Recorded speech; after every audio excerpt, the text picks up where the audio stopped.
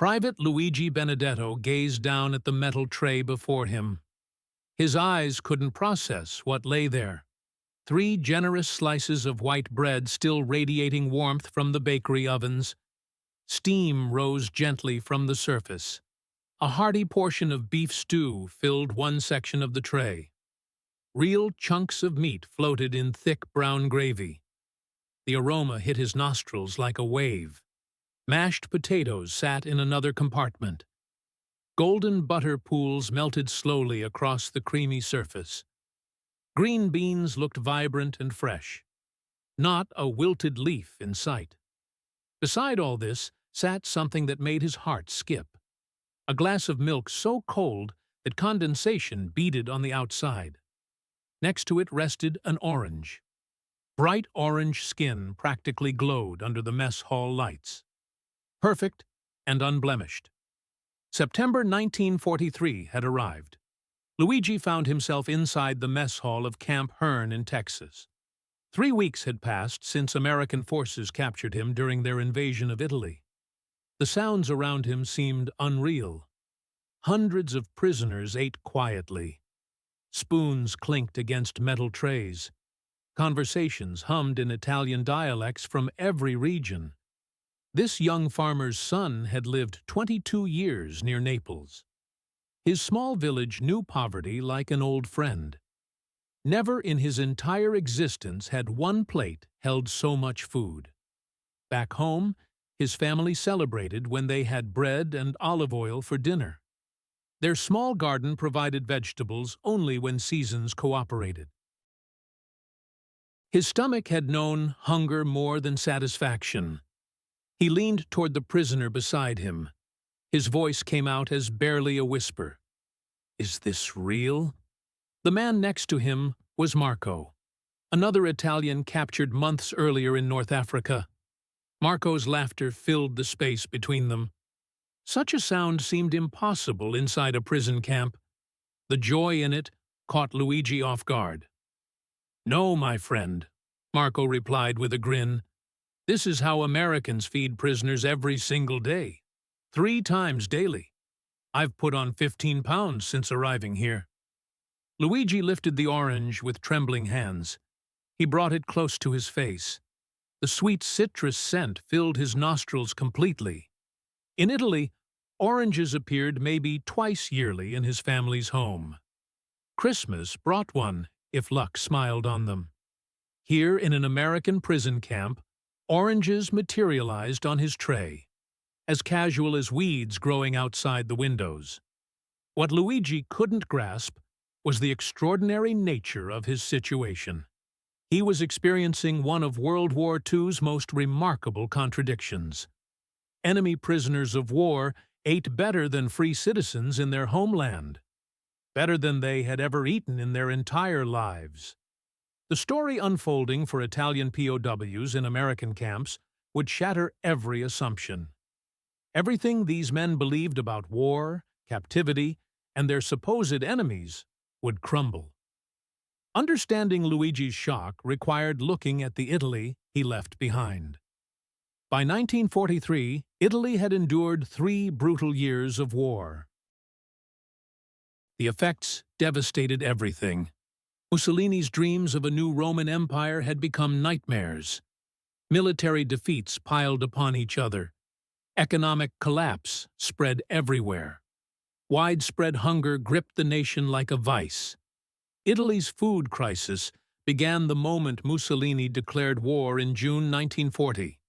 The government immediately imposed strict rationing. Average Italian daily caloric intake dropped to starvation levels. Bread formed the foundation of Italian diet. Now it was limited to 200 grams per person daily. Less than half a pound. Meat became so scarce that months passed without Italians tasting any. Giuseppe Rossi worked as a baker in Rome. Sicily would later become his capture site.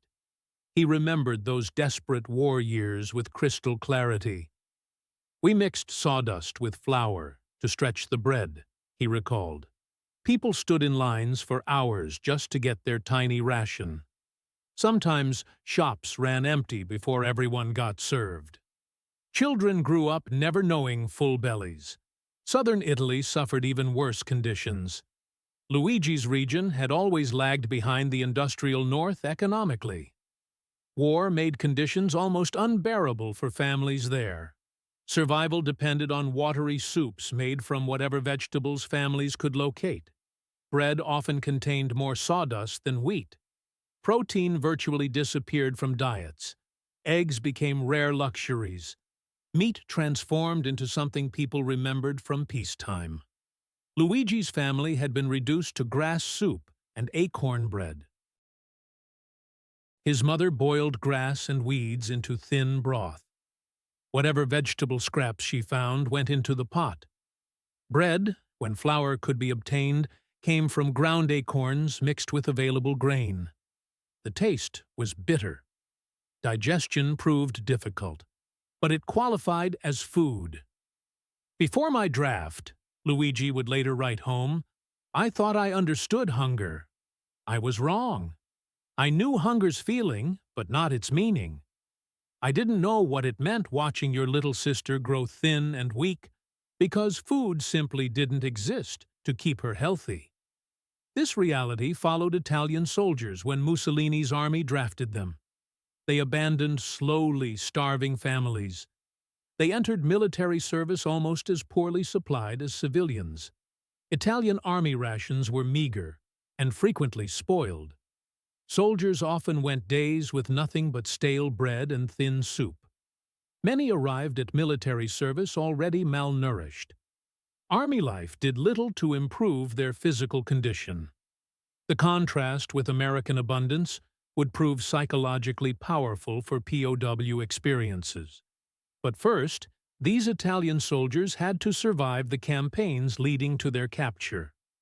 Those campaigns reflected the broader collapse of Italian military power. Luigi received his draft notice in early 1943. Sicily became his destination as part of desperate attempts to defend the island. Expected Allied invasion loomed over everything. Italian forces were poorly equipped and demoralized. They faced an enemy that seemed to possess unlimited resources. American and British forces landed in July 1943. Italian resistance crumbled almost immediately. We carried old rifles that jammed constantly, Luigi remembered. Uniforms fell apart in rain. Boots had holes in the soles. But worst of all, we stayed hungry. Always hungry. Our officers spoke of fighting for Italy's glory, he continued. All we could think about was food. Sicily's invasion became catastrophic for Italian forces. Entire divisions surrendered without firing single shots. Their soldiers cared more about finding their next meal than fighting for a cause they no longer believed in. Luigi's unit held out 3 days before American forces overran them. These Americans seemed to have everything Italians lacked: modern equipment, adequate supplies, most importantly, well-fed soldiers. Luigi's capture brought relief. 2 days without food had passed when American soldiers found him. He was hiding in a bombed farmhouse. His first interaction with captors set the tone for everything following. The American soldier who captured me was eating from a small can, Luigi recalled. When he saw how thin I was, he handed me the can and spoon. Beef stew, still warm. I ate so fast I made myself sick, but it was the best thing I had tasted in months. This small kindness gave Luigi his first glimpse of how different American prisoner treatment would be.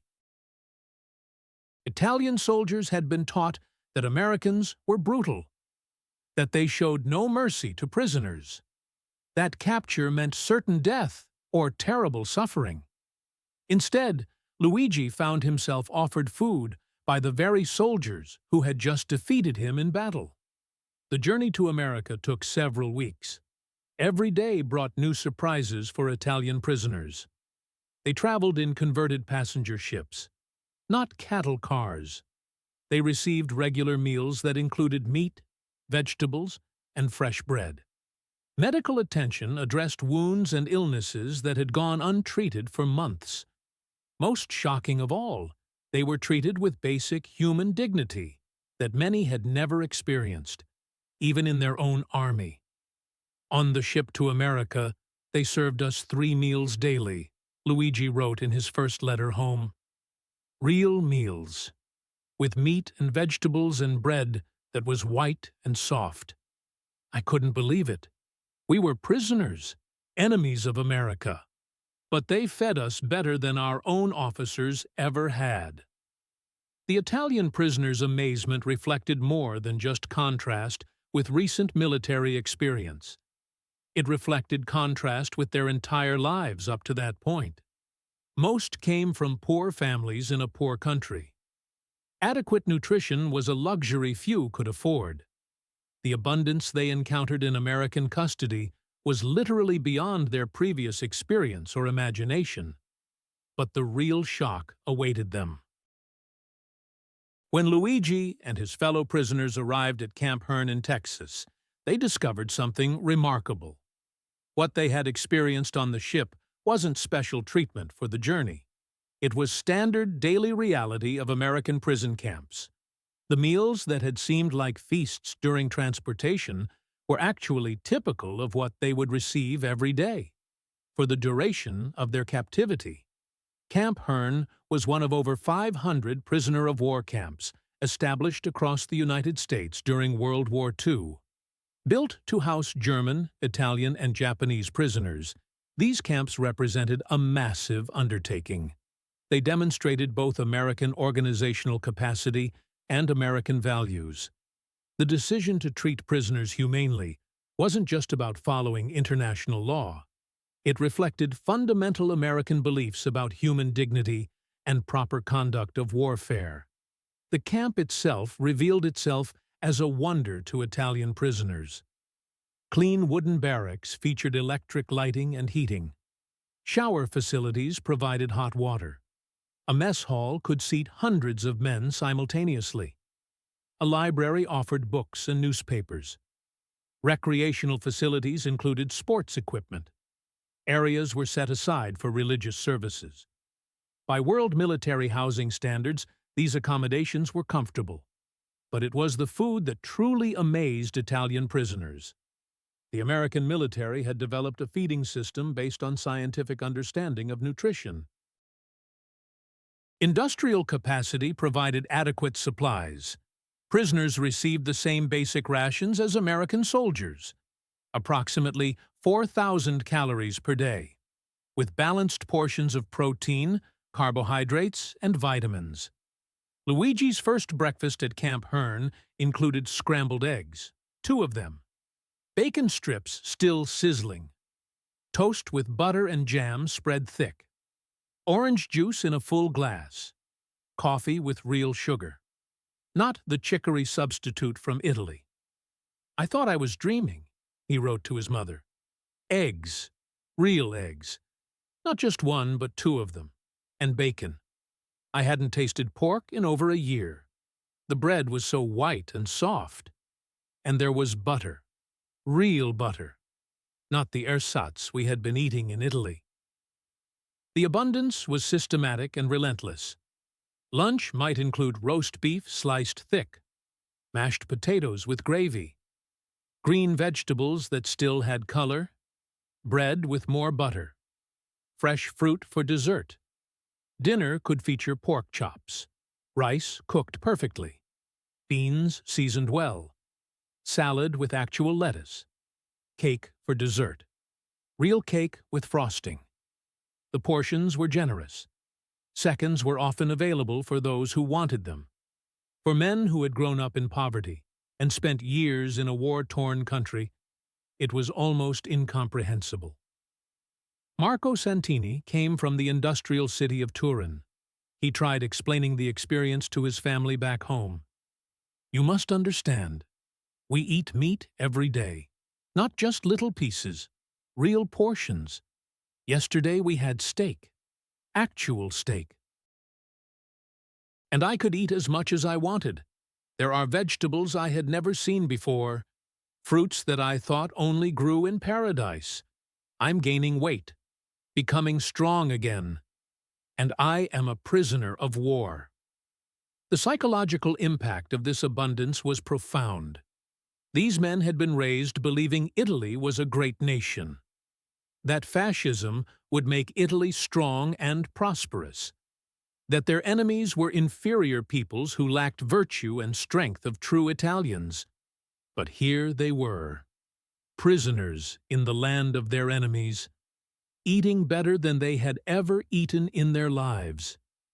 The contrast forced them to confront uncomfortable questions, questions about everything they had been taught. If America could feed its prisoners so well, what did that say about American prosperity? About organizational capacity? If Americans treated their enemies with such consideration, what did that say about American values? About character? If Italian prisoners were living better in American camps than they had lived as free men in Italy, what did that say about the Italian system they had been fighting to defend? Luigi found himself writing letters home that he knew would be hard for his family to believe.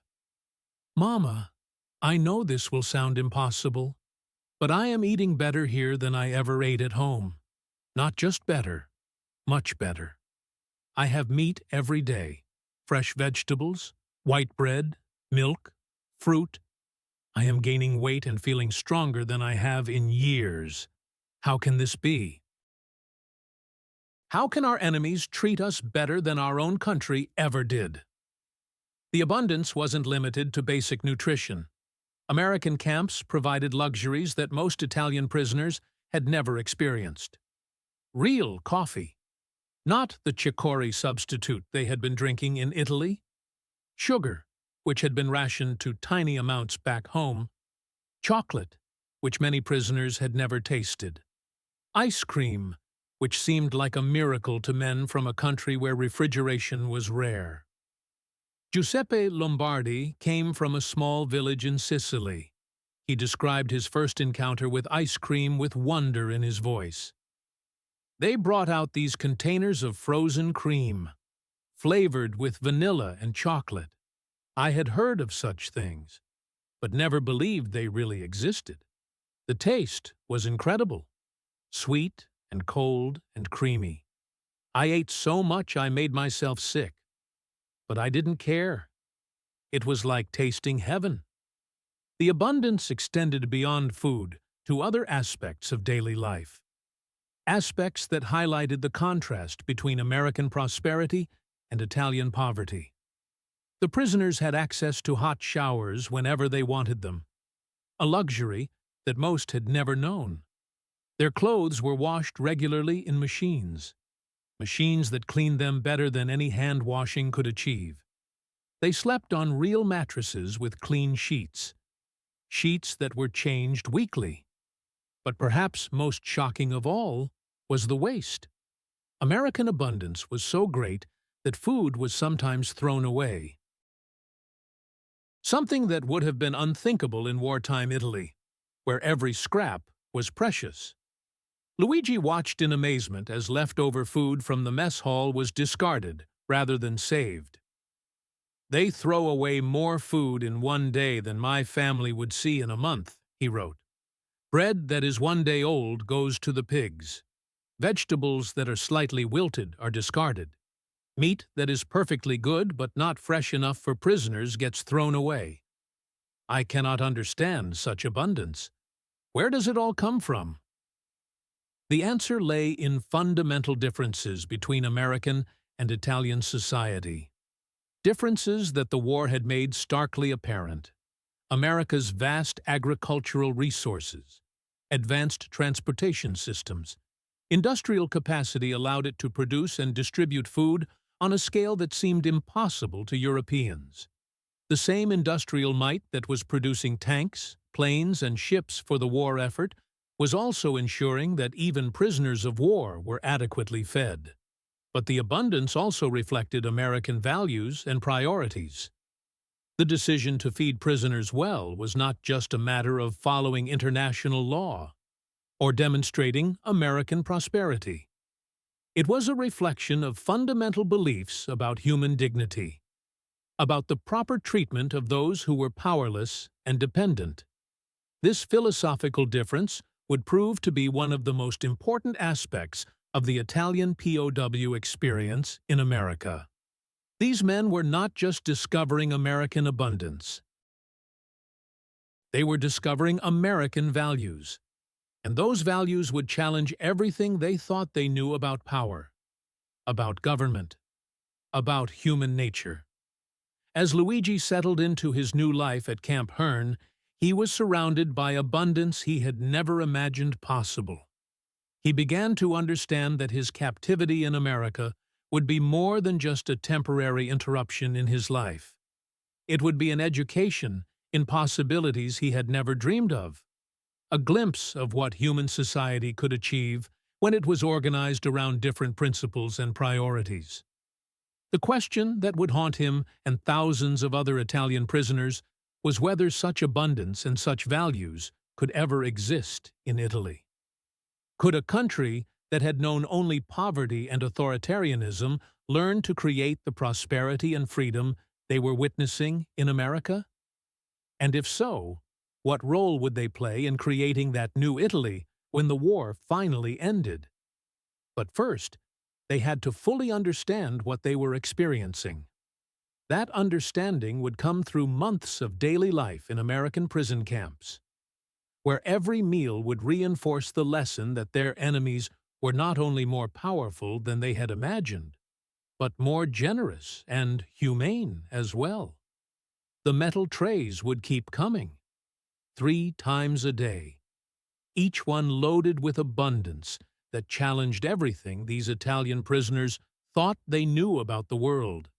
The dawn of October 15, 1943, brought something extraordinary. Something that would shatter every belief Luigi and his fellow prisoners held about their captors. Something that would redefine their understanding of abundance itself. This wasn't American Thanksgiving, not the holiday they knew from stories. This was different. A harvest celebration. The camp administration had planned something special, something to mark the season of plenty. What the Italian prisoners witnessed that morning would crack open their worldview like an eggshell. The camp's main recreation area had been transformed overnight. White tablecloths stretched across wooden tables. The fabric gleamed under the harsh Texas sun, crisp, clean, spotless. But the decorations meant nothing. The prisoners barely noticed the tablecloths. Their eyes were locked on something else entirely. The food. Whole turkeys sat golden brown on massive platters. Their skin glistened with fat that had rendered during hours of slow roasting. The aroma hit the prisoners like a physical force. Rich, savory, intoxicating. Mountains of mashed potatoes rose from serving bowls. Rivers of brown gravy cascaded down their slopes. Steam lifted from the peaks. The potatoes looked impossibly white, impossibly smooth. Stuffing spilled from metal containers. Herbs and butter perfumed the air around each dish. The smell made stomachs growl audibly, made mouths water uncontrollably. Sweet potatoes gleamed with caramelized brown sugar. The coating caught sunlight like amber glass. Green bean casserole stretched across long platters. Crispy fried onions crowned each serving dish. And then there were the pies. Apple pies with golden crusts that had cracked just slightly. Steam escaped through the fissures. Pumpkin pies sat smooth and orange. Their surfaces reflected the morning light. Pecan pies lined up like edible treasures, their tops studded with perfect nut halves. Luigi stood motionless. His mouth fell open. His brain refused to process what his eyes reported. "Madonna mia!" The whisper came from Marco beside him, the words barely audible. "Is this for us?" The question hung in the air like incense. Heavy. Impossible. All of this food. For prisoners. For enemies. For men who had been taught they deserved nothing. Captain Robert Hayes stepped forward. The camp commander moved with practiced authority. His Italian came carefully, each word pronounced with deliberate precision. Gentlemen, today we celebrate the harvest. We give thanks for abundance. His voice carried across the assembled prisoners. Every man strained to catch each syllable, to understand this impossible moment. In America, we believe something important. Even in times of war, there are moments. Moments when we must remember what we fight to preserve. Not just freedom, but the prosperity and generosity that freedom makes possible. What Captain Hayes didn't say spoke louder than his words. This abundance wasn't special. This feast wasn't unusual. This display of plenty was simply American normal, scaled up for celebration. The same industrial systems that produced their daily meals could create miracles, agricultural networks that seemed almost mythical, production capabilities that defied European understanding. Luigi approached the serving line. His hands shook as he lifted a plate. White porcelain, clean, unmarked by chips or cracks. He took turkey, then took more when the server encouraged seconds. The meat fell apart under his fork, moist, tender, rich with flavors he couldn't identify. He loaded mashed potatoes. Creamy butter merged with milk and seasonings, unlike anything that had ever touched his tongue. The stuffing proved to be a revelation. Bread transformed into something magical. Herbs he couldn't name. Seasonings that danced across his palate. He filled his plate, then filled it again. No one stopped him. No one counted portions. No one measured his hunger against some predetermined ration. That evening, Luigi wrote to his family. His pen moved slowly across the paper, each word chosen carefully. In my village we would have considered this feast fit for a king, but here they serve it to prisoners. I am beginning to understand something important. America is not just a different country. It is a different world entirely. The psychological impact hit like waves against a seawall, relentless, cumulative, transformative. Day after day, the evidence mounted. Meal after meal, the contradictions grew. Everything they had been taught crumbled under the weight of daily experience. They had been told Americans were weak, decadent, materialistic. Instead, they found a society so productive it could afford generosity, even to enemies, even during wartime. The abundance wasn't limited to special occasions. Daily routine at Camp Hearn provided constant proof. American prosperity wasn't propaganda. It was reality. Breakfast offered choices that seemed impossible. Eggs prepared any way prisoners wanted them, scrambled until fluffy, fried with runny yolks, boiled to perfect consistency. Bacon appeared regularly, crispy strips that shattered between teeth, sausage links that burst with flavor. Toast came with real butter, not substitute, not margarine. Actual butter that melted into golden pools. Jam made from real fruit spread across bread slices. Strawberry, grape, orange marmalade that tasted like sunshine. Coffee arrived strong and hot. Never the chicory substitutes they knew from home. Orange juice flowed like water. Fresh, sweet, pulpy. A luxury most prisoners had never experienced. Giuseppe Martinelli tried to explain the impossible to his wife. His letter home struggled with inadequate words. Cara Maria, you will not believe what I am about to tell you, but I swear on my mother's grave, it is true. Yesterday for lunch we had roast beef. Not a small piece, not a thin slice. A thick portion that covered half my plate. The meat was tender, juicy, cooked to perfection.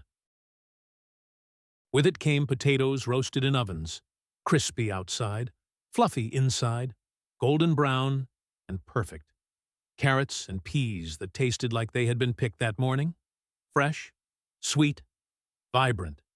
And for dessert, we had chocolate cake, real chocolate cake, with real chocolate frosting, the kind that melts on your tongue, the kind that makes you close your eyes in pleasure.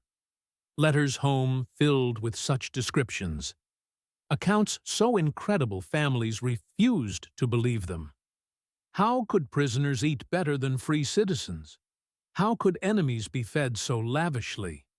The answers forced everyone to reconsider everything. About the war, about the world, about what was possible. America occupied a unique position in the global conflict. Unlike Europe, the American mainland remained untouched. No bombs had fallen on farms, no armies had marched through wheat fields. American agriculture continued producing bumper crops. Factories operated at full capacity. Transportation systems moved goods efficiently across vast distances. The same industrial might producing weapons also ensured adequate food supplies.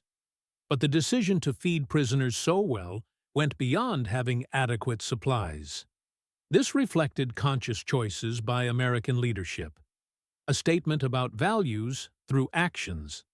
The Geneva Convention required adequate prisoner nutrition, but it didn't mandate the abundance characterizing American POW camps. That abundance sent a message about prosperity, about values, about confidence in ultimate victory. Dr. James Patterson helped design POW feeding programs. His philosophy shaped prisoner treatment nationwide.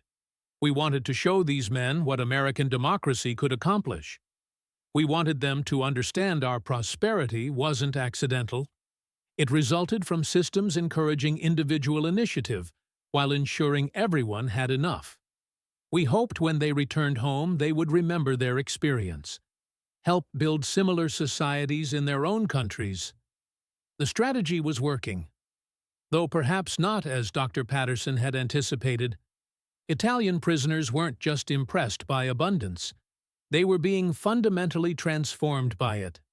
Men who had grown up accepting poverty as natural discovered scarcity wasn't inevitable. Want wasn't a law of nature. Hunger wasn't God's will.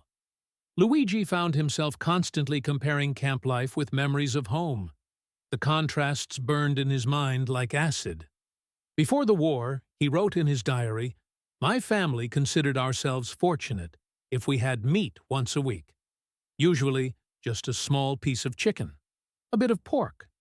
We would make it last for several meals. Here I eat meat every day. Good meat, beef, pork, chicken, sometimes even fish. How is this possible? How can our enemies feed us better than our own country ever did?" The question haunted many prisoners, forced them to confront uncomfortable truths about the society they had been fighting to defend. Italy, even before the war, had been a poor country. Adequate nutrition was a luxury few could afford.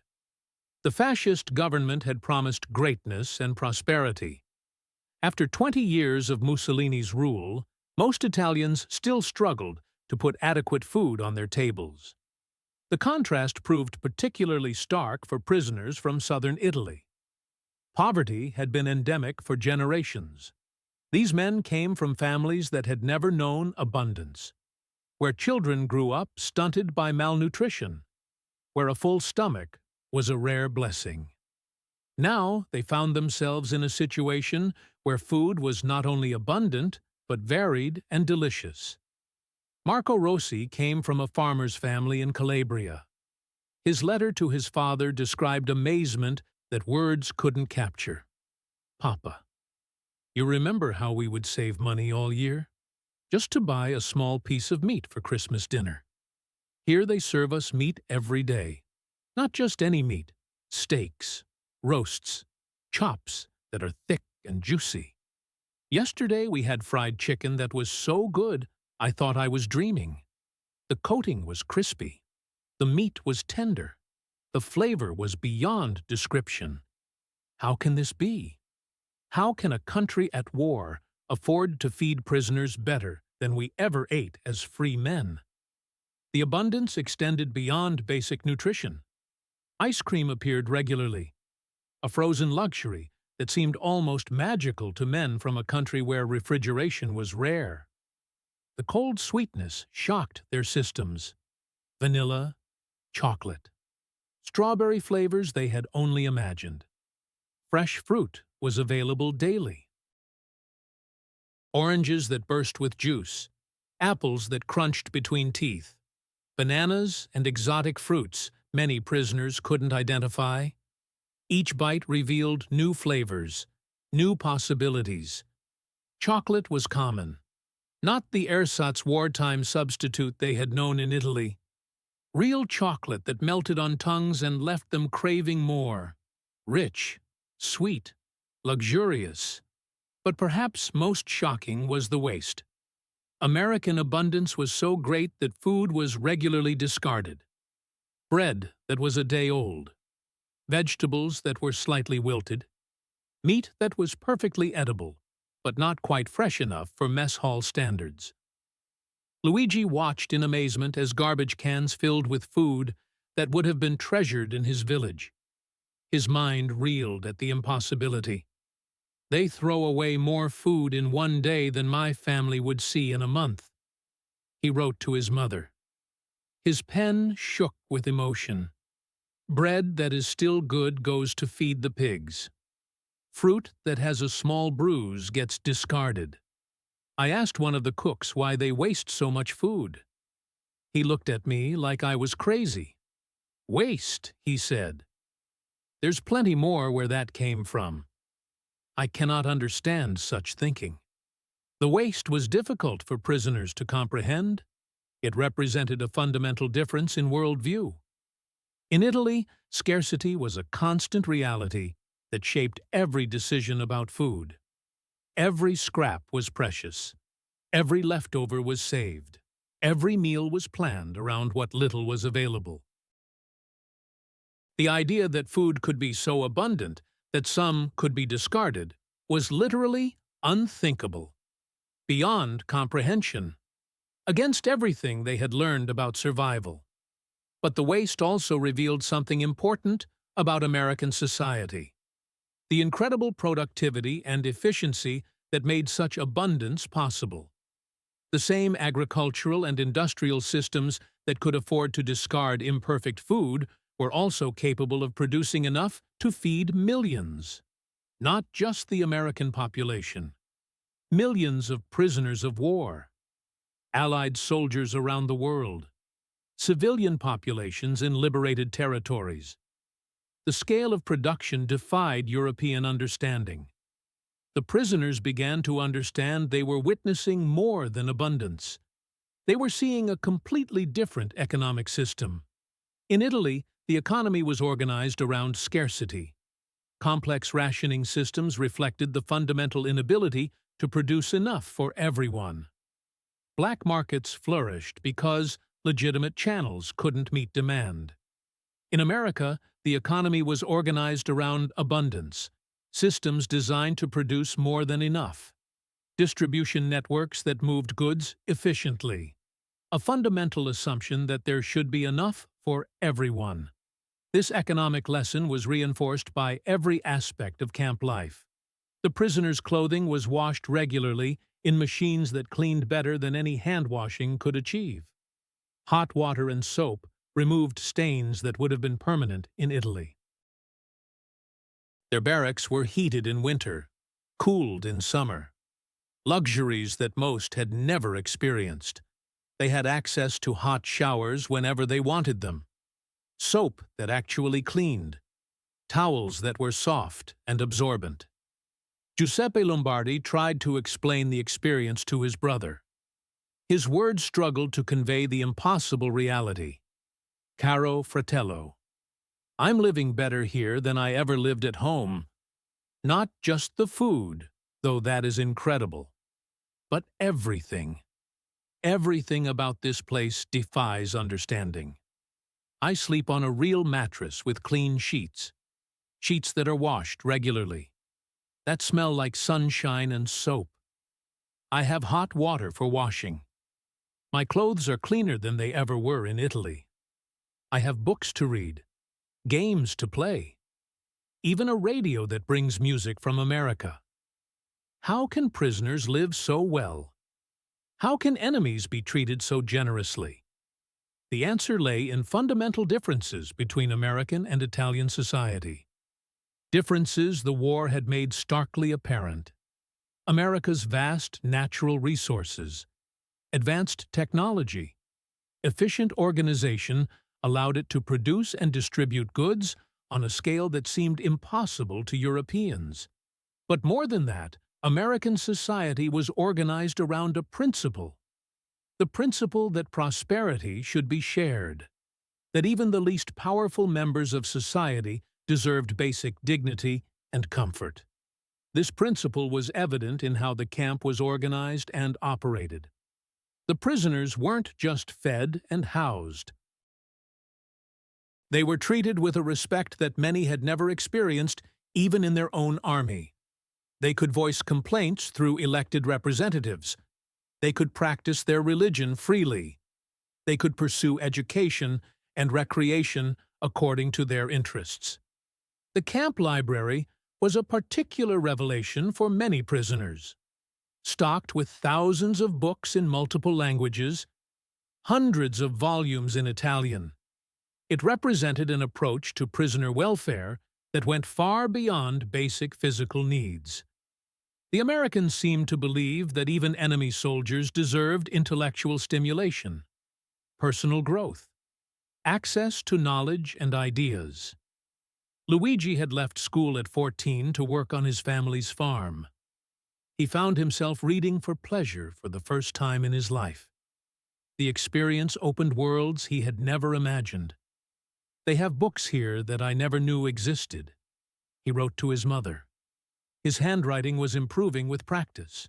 Stories from America, but also books by Italian authors that were banned in Italy.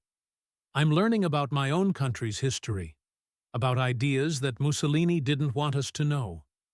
It is like discovering a whole new world, a world that existed parallel to everything I thought I knew."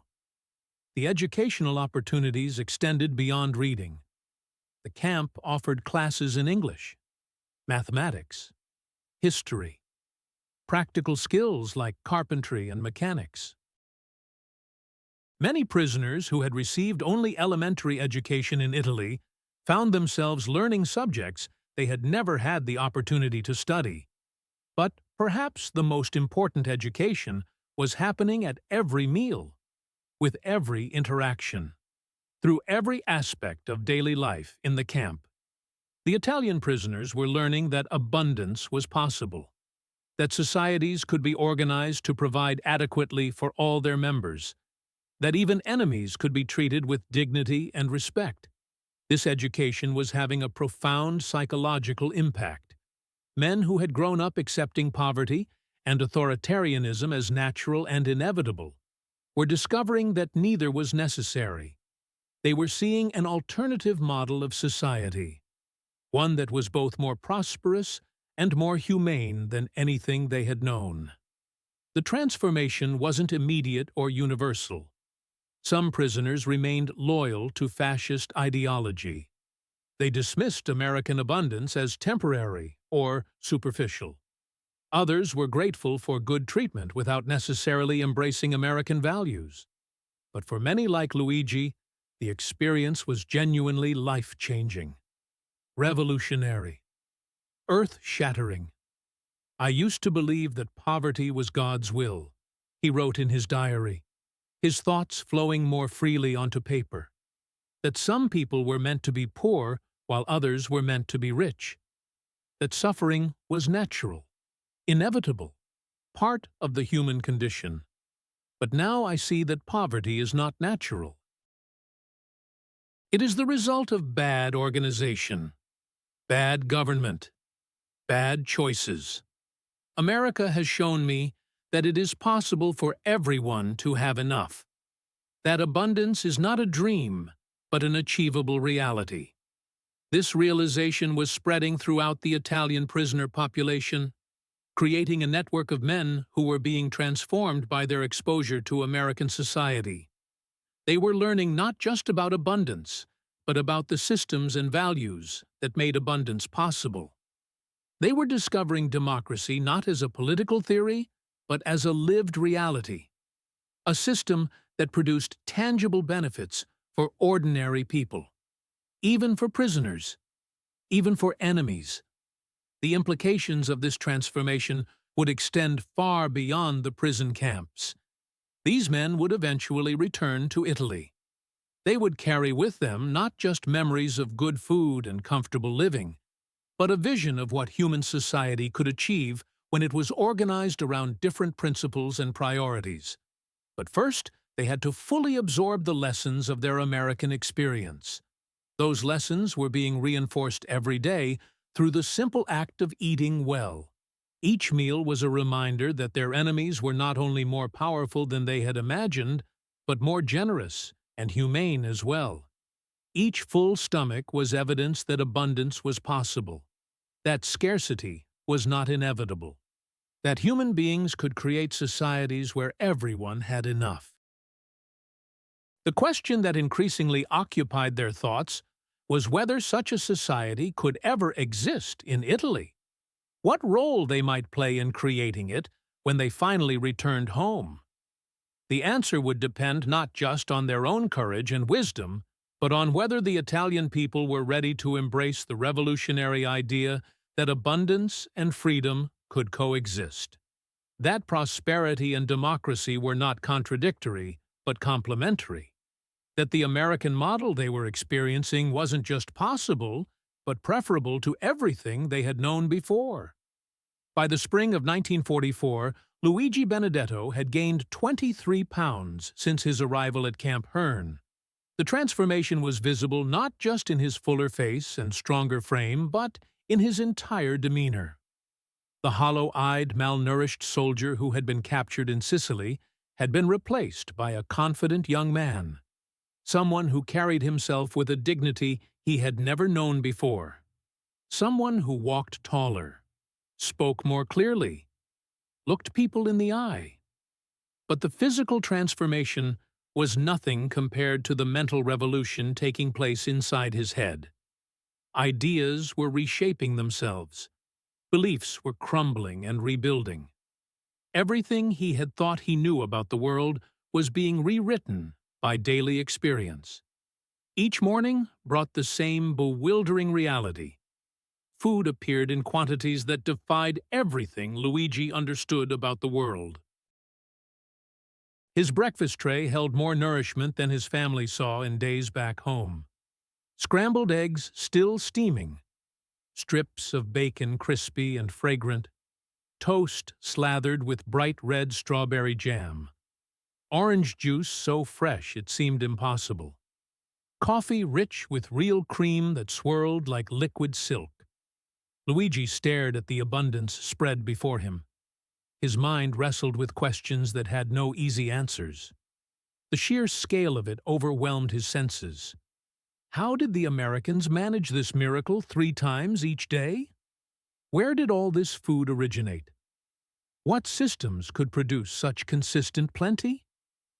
Marco sat across from him, attacking a tower of pancakes. Golden brown circles swimming in amber maple syrup. The sweet scent filled the air between them. Luigi watched his friend's methodical eating and finally spoke his thoughts aloud. The words tumbled out, filled with wonder and confusion. How do they make so much food appear every day? 3 times daily for thousands of us? The logistics seem impossible. Marco lifted his fork halfway to his mouth. Syrup dripped back onto his plate. He had been wrestling with the same puzzling questions. His voice carried the same amazement that Luigi felt. Yesterday I cornered one of the guards about this. Asked him directly how they manage it all.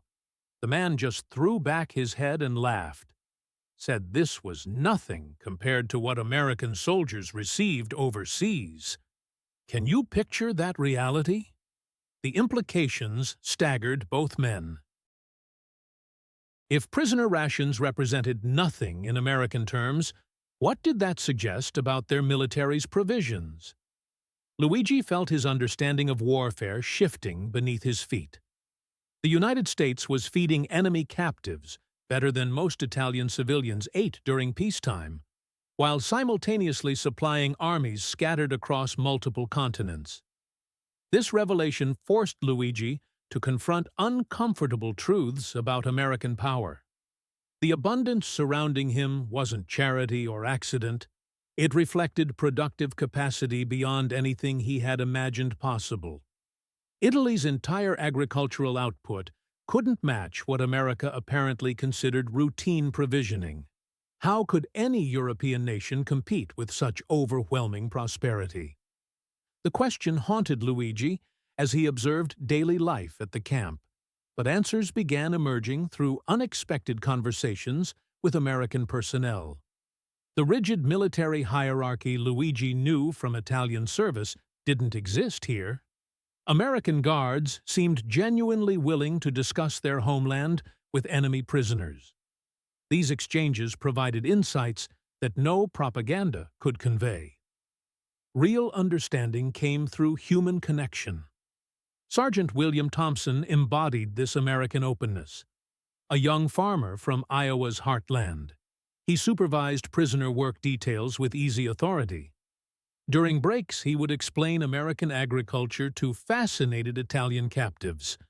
His words painted pictures of a transformed countryside. Thompson's voice carried pride without boasting as he described his family's operation. Back home, our farm covers 640 acres. My father works it with 2 hired hands and modern machinery. We grow enough corn and soybeans to feed hundreds of families. That's just one typical Midwest farm among thousands producing similar yields. The numbers overwhelmed Luigi's comprehension. His family's Italian plot measured less than 5 acres. 3 family members labored constantly just to grow enough for their own survival. The concept of one man farming 640 acres seemed like fantasy. Yet Thompson spoke of it as ordinary reality. American efficiency amazed the prisoners even more than scale alone. These farms employed tractors that replaced dozens of workers. Combines harvested grain faster than teams of men with hand tools. Chemical fertilizers multiplied crop yields beyond traditional limits. Transportation networks moved produce swiftly from fields to processing centers to consumers nationwide. Refrigeration systems preserved food during long journeys. Every step of the process had been mechanized and optimized. Luigi struggled to convey this revolution to his father back home. His letters attempted to bridge 2 different worlds. In Italy, we still guide oxen pulling wooden plows. Here, machines accomplish the work of 50 men in a single day. Trucks carry more grain than our entire village produces annually. Their food preservation and transportation systems operate like magic compared to our methods. Luigi wrote slowly, choosing words carefully. Now I understand how they feed us so abundantly. They have learned to make the earth yield plenty instead of mere survival. The camp itself demonstrated American engineering superiority. Electric lights illuminated every building and pathway. Hot and cold water flowed from taps throughout the facility.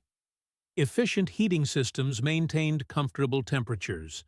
Communication networks connected the camp to the outside world instantly. For prisoners from a country where such amenities remained rare even in major cities, the infrastructure represented glimpses of advanced civilization. But Luigi was learning that technology alone couldn't explain American abundance. Something deeper drove this prosperity. Through ongoing conversations with guards, civilian workers, and visiting officials, The prisoners began understanding fundamental differences in social and economic organization. American society operated on principles entirely foreign to Italian experience. Dr. Sarah Mitchell visited the camp regularly, representing the Red Cross. Her explanations of American economic philosophy opened new worlds of thought for the listening prisoners. She spoke with passion about freedom and productivity.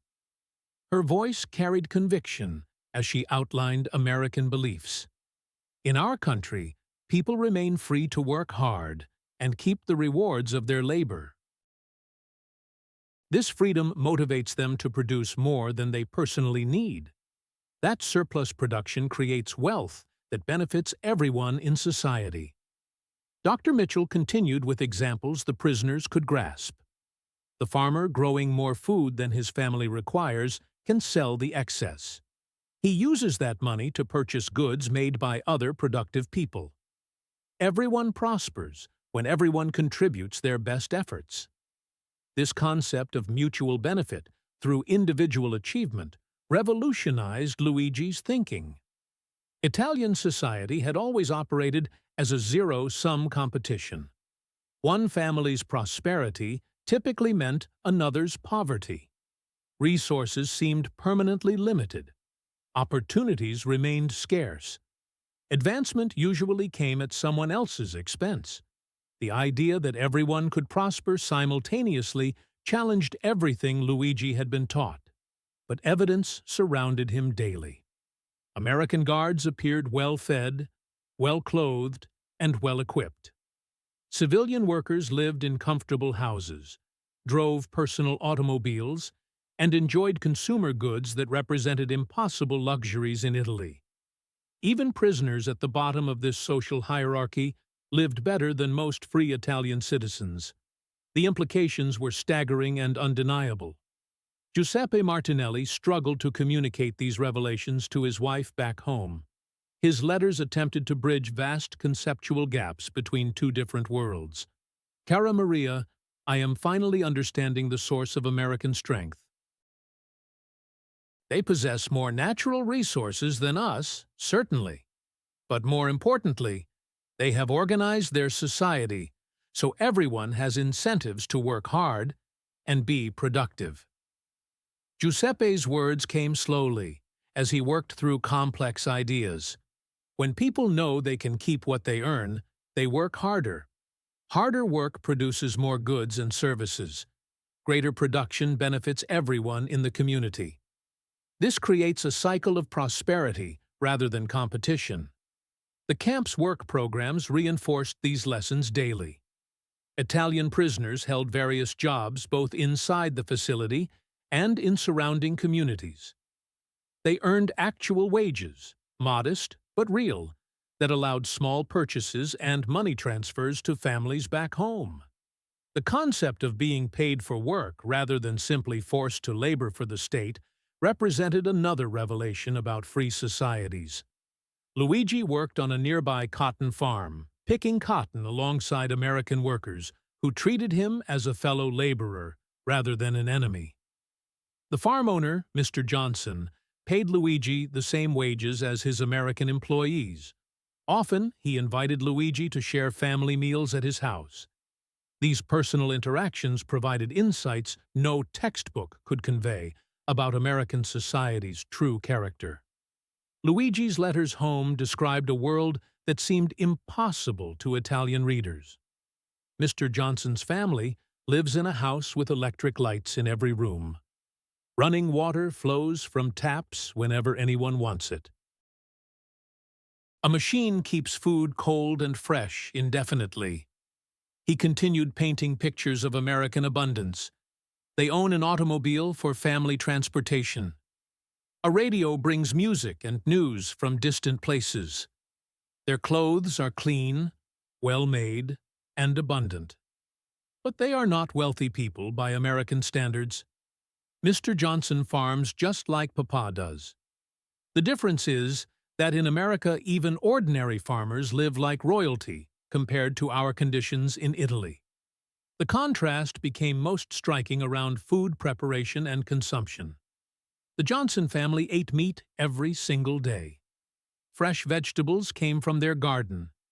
Bread was made from refined white flour. Dairy products arrived fresh and plentiful.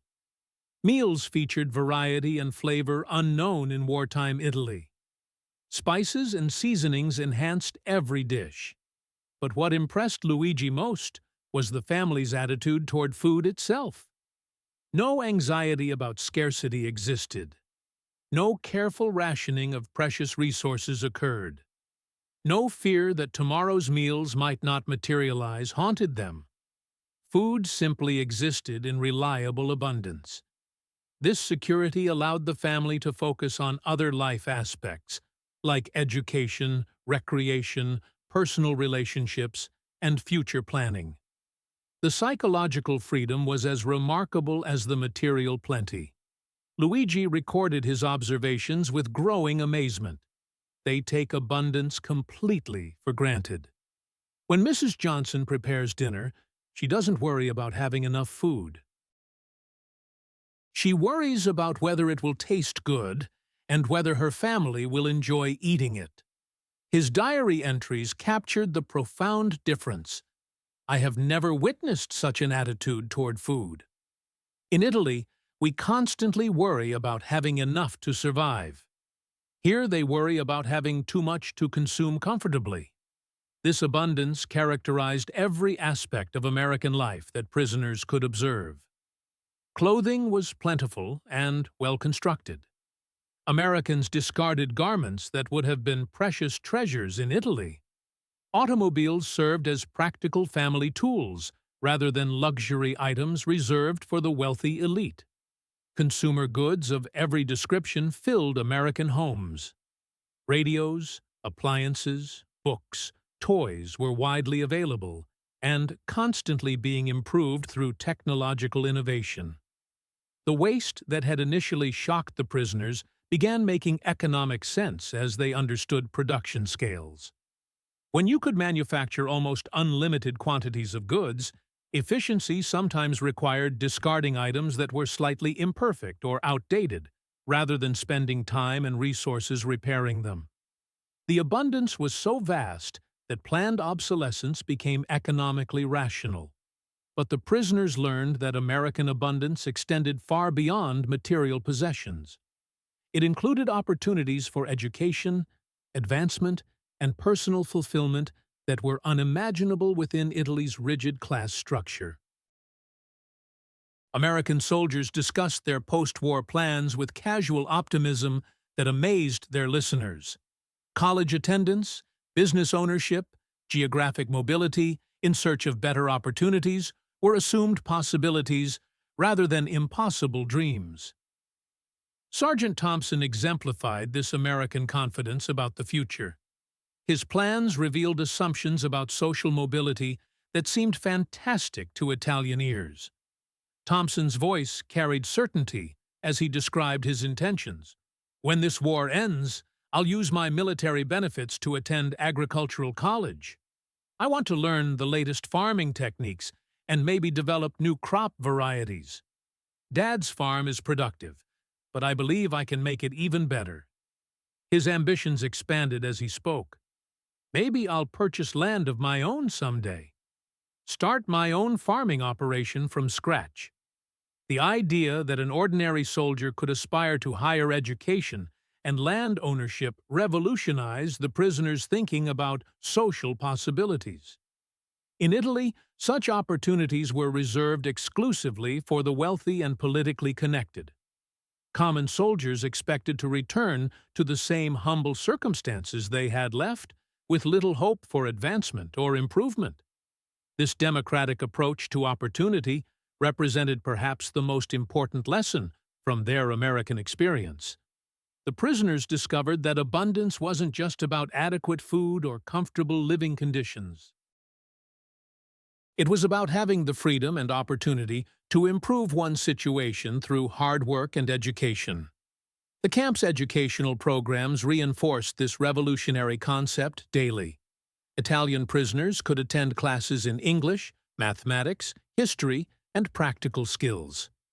Many who had received only elementary education in Italy found themselves studying subjects they had never had opportunities to learn. The Americans seemed to believe that everyone, even enemy prisoners, deserved chances to better themselves through education. Luigi enrolled in English classes, taught by a retired teacher from the nearby town. Mrs. Patterson was a grandmother whose own son was fighting in the Pacific Theater. She volunteered her time to help enemy prisoners learn her language. Her generosity and dedication typified the American civilians who worked with the prisoners. This level of civic engagement was unknown in fascist Italy, where such activities were organized by the state rather than arising from individual initiative. Mrs. Patterson's motivation puzzled and impressed Luigi simultaneously. His letters home tried to explain this remarkable woman. Mrs. Patterson comes to our camp twice weekly to teach us English. She brings her own books and materials and never asks for anything in return. When I asked why she helps us, she said, "Education is a gift that should be shared with everyone." Luigi struggled to convey her philosophy. She believes that when the war ends, we will need to understand each other if we want to live in peace together.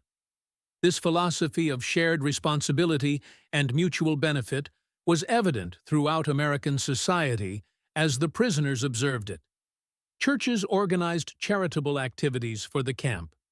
Local businesses donated materials and supplies. Individual citizens volunteered their time and resources to help enemy prisoners. The scale of voluntary civic engagement was extraordinary to men who had grown up expecting all such activities to be state-directed.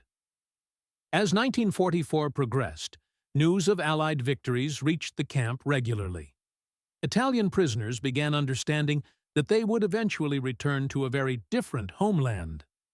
Mussolini had fallen from power. The fascist government had collapsed completely. The country was being rebuilt under Allied occupation. The question increasingly occupying their thoughts was what role they would play in creating the new Italy. Many prisoners, like Luigi, felt responsibility to share what they had learned about democracy, abundance, and human dignity. They had witnessed what became possible when societies organized around different principles. They wanted to help create similar conditions in their homeland.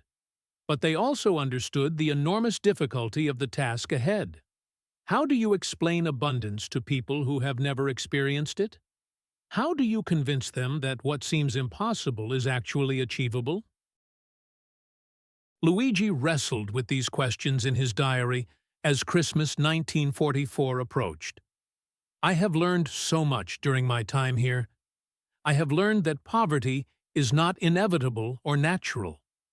I have learned that people can govern themselves effectively. I have learned that abundance is possible when societies organize themselves properly." His thoughts turned toward the challenge of communication.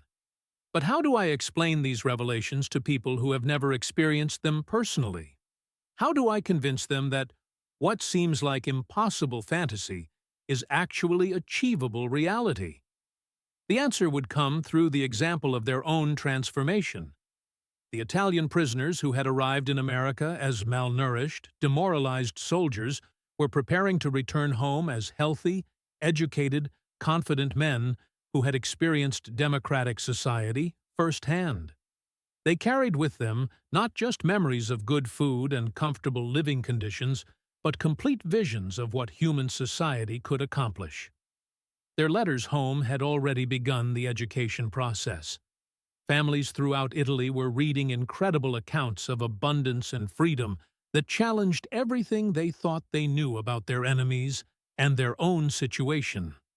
The prisoners were becoming ambassadors of democratic values, spreading ideas that would help shape the new Italy emerging from fascism's ashes.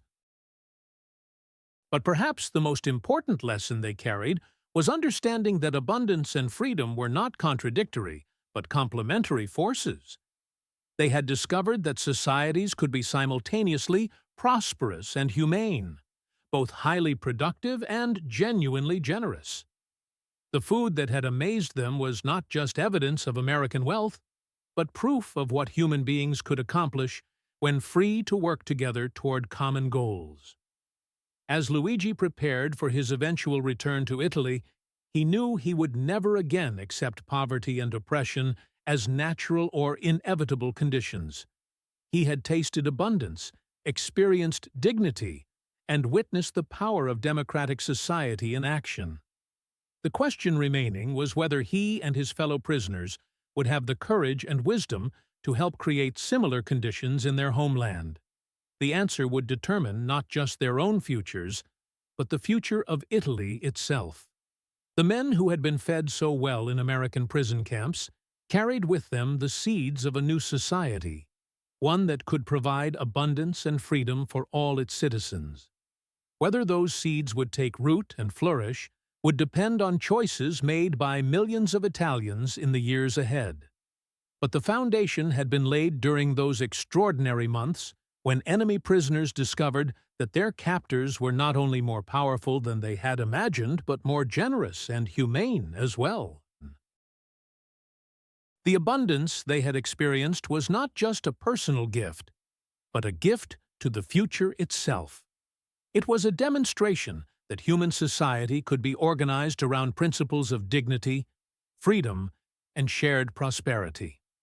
The Italian prisoners, who couldn't believe they ate better in American prison camps than at home, had learned the most important lesson of all.